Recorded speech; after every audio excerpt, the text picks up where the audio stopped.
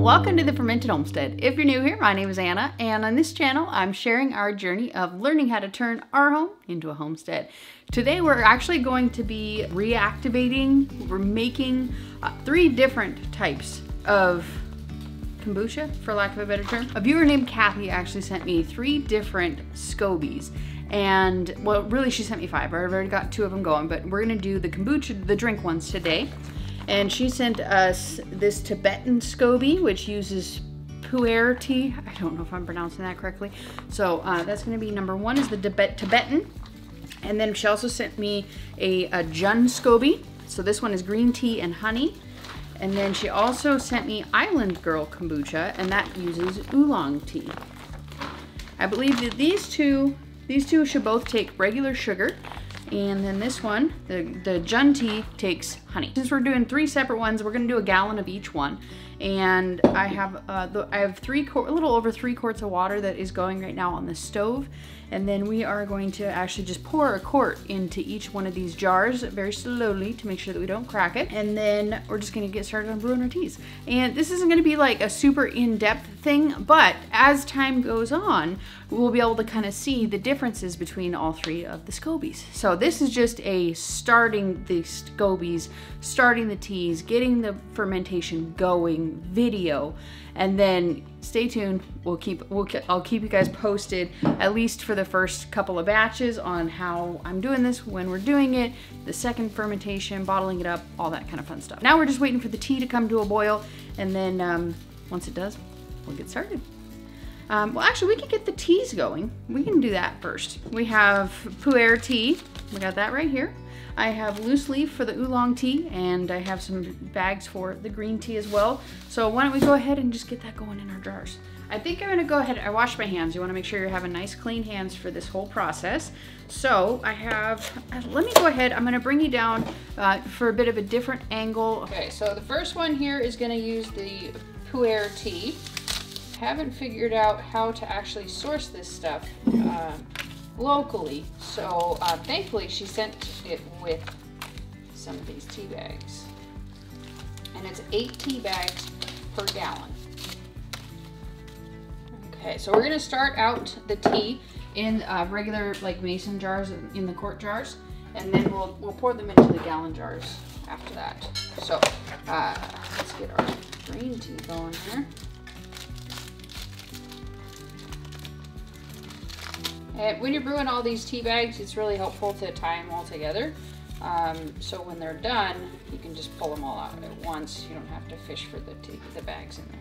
Right? And then the oolong is just, we have the loose tea, so we're gonna do 2 teaspoons. I don't have any kind of steeper thing at the moment, so I'll have to get a hold of one of those. All right, so our tea is hot. Our water's hot. Now we'll just go ahead and pour them in our jars here. So we're just gonna kind of let this set and steep for about 10 minutes, and then we'll strain the tea out, and I'll bring you back then. And in the meantime, kind of just, you know, doing what you do with tea bags. I don't know. All right, so now we're gonna go ahead to take the next step here, and we're gonna strain all of these teas out into the jars here.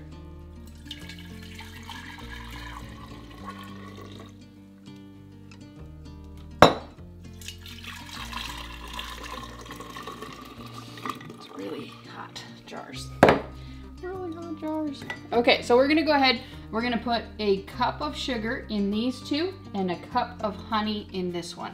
The honey is raw honey, and I wanna keep it raw. So I am gonna go ahead and add in about this much more of the water so that we can cool off the liquid enough to keep the honey raw. These ones don't matter because it's just sugar.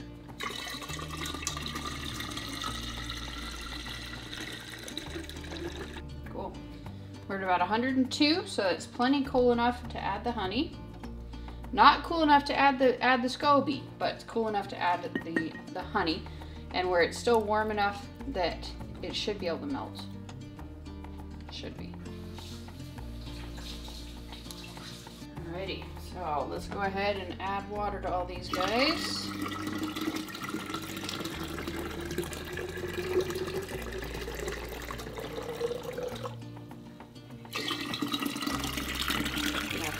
water to get filtered. I'll be right back.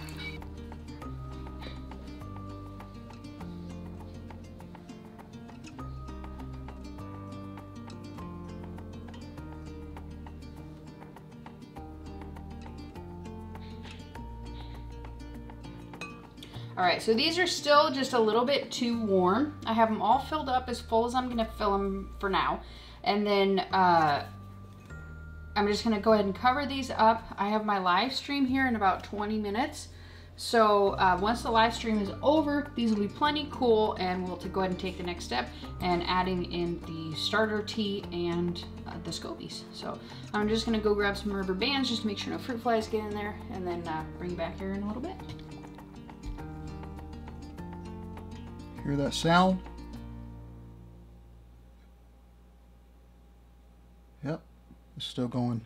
I'm back with an update to the pear brandy video and the apple brandy I have on the side here. It's been 2 weeks. Everything seems to be going strong, and it looks like I might have another week or 2 left. Looks like all of the yeast is being a real hungry individual and eating up all of the sugars.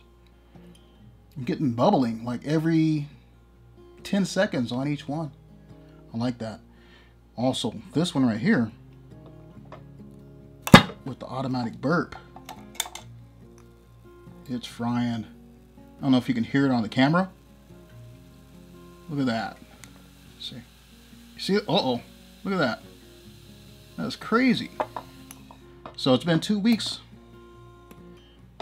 Very pleased with the results so far. And the only issue that I've seen so far is I'm getting lots of fruit flies that are crawling through the little holes on the top on both of these. But it's not affecting anything. I'm real happy with the results. Other than that, I'll bring you back. I figure it may show a little bit of the distilling process. I know there's lots of videos out there about it. However, this is my first time. I'm real excited about it. Yeah.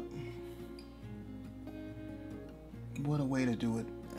And it's, I'd say, in this room right here, this man cave, I won't show you the whole thing, but this is part of it. It's about 78 degrees to 80 degrees, and in that temperature I seem to get the maximum result with the fermentation. Like at around 70 degrees, the bubbling and activity slows down just a bit,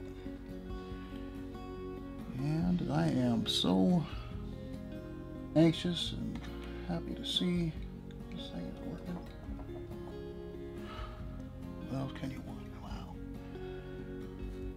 Well, the wife's back from her HOA. She's happy and excited as well. Yeah, it's going to be a interesting time to see how this works. I'm going to use this pot still on the side that you can't see. Let me turn the camera around a little bit, slightly. So,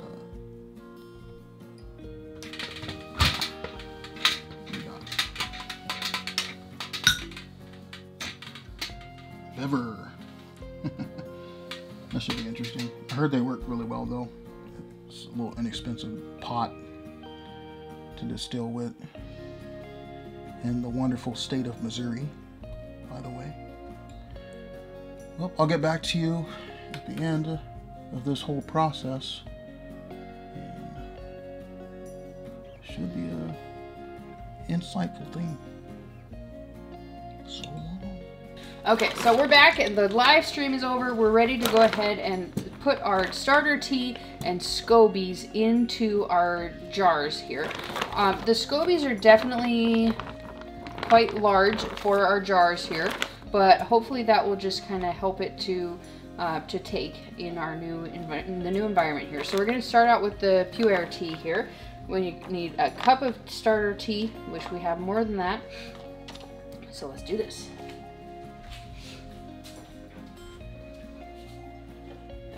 Yeasty. Okay, so let's put our starter tea in here. SCOBY. Hopefully it's not too big for our jar here. It's a nice healthy one too.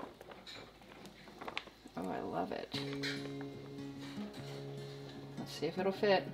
I might have to pull it out and separate it. Oh, that's so close. So that was the pu'er tea. Put our cloth on here. We'll get a better cloth later on, but for now, this will work. Perfect. And now for the oolong, Island Girl tea. It doesn't look like the SCOBY's quite as large, but we shall see. And you'll notice when you make kombucha, the liquid will lighten up a lot through the fermentation. I don't really know what makes it do that, but that's been my experience. Okay. Got our SCOBY here. Put it in the jar. Yay. Rubber band.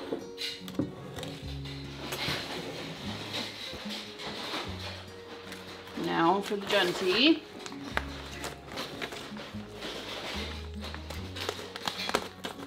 Ooh, it's a beautiful SCOBY. Oh my goodness, I'm so pumped. I'll go ahead and add a little extra tea here. Now I'm gonna go ahead and I don't know if I need to keep each one of these in separate areas from each other, but certainly away from other types of ferments. You don't want this to be near water kefir or lactic bacteria vegetables, things like that. You want to keep them all kind of separate. So I think for now, until I figure out the answer to that, I will be keeping these at least 4 feet apart. This one doesn't necessarily need warm, but it does need like a nice room temperature, but these are the kind of keep it on in the warmer areas possible. So I'm gonna bring you guys back tomorrow and kind of show you what we got with this. Or I'm gonna bring you guys back before I'm ready to edit this video, and we'll see the progress at that time. I'm editing the video and I remembered that, because I saw it at the end, that I said I would bring you back and let you know. Okay, so when I first filmed this video, when I first started these, this SCOBY Booch, it's a hotel at this point because I haven't done anything with it. But this was right before I left for HOA, and the portion where I inserted Robert's was right after I got from HOA. So let's go ahead and check on the SCOBYs, check on the SCOBY hotels, and then well, I'll just let you guys know how it's been. So it's been probably about 3 weeks. Here is the oolong. You can see it has formed a lovely SCOBY on top. It's doing great. We're just gonna leave this in hotel mode for a little while. So, and then right here, we have the Tibetan tea. This guy also has a SCOBY. Doing great.